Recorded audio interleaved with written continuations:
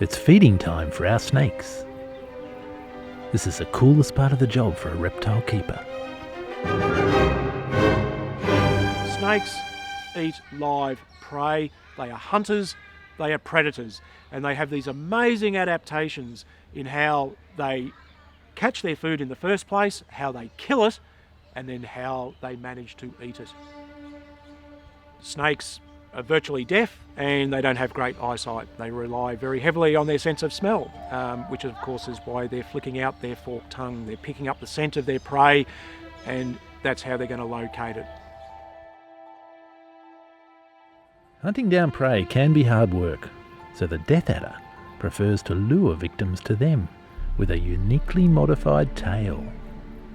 Hey, check me out, I'm a tasty worm. Whoa, it jumps! Freaky.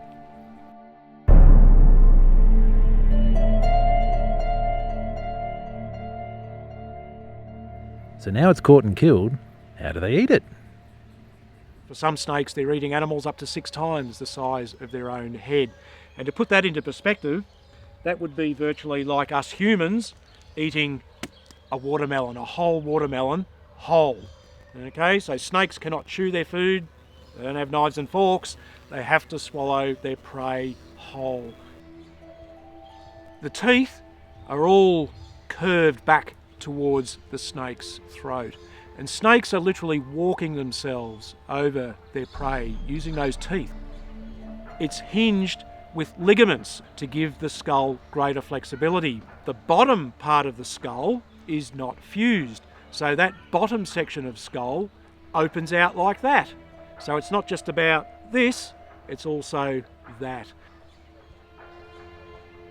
The staple diet for most of our captive snakes is always rats and mice, and of course it'll be determined by the size of the snake that we're feeding. But we're well aware that we have snakes in our collections that often eat birds, and we do like to give them things like day-old chickens or even slightly older chooks, depending on the size of the snake. It's funny that sometimes too many rats can often lead to constipation. So it is an issue even with snakes, not just humans. Good tip, Mike. If you're a little backed up, then cut down on the rats. Here in Australia, we have some of the world's most deadly snakes. So, why are we so lucky?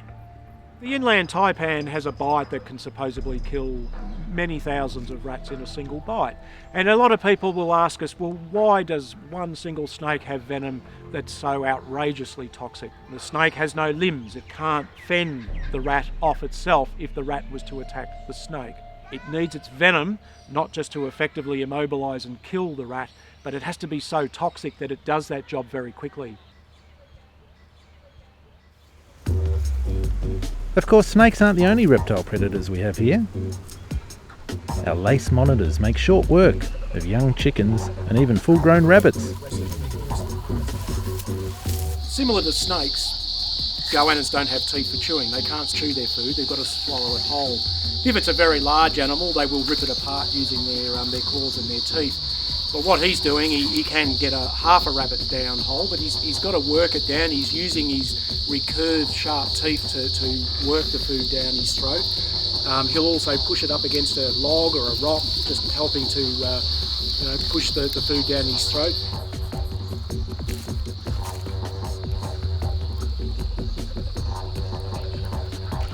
A big meal can keep a reptile going for months before they have to feed again. They really are the perfect predator.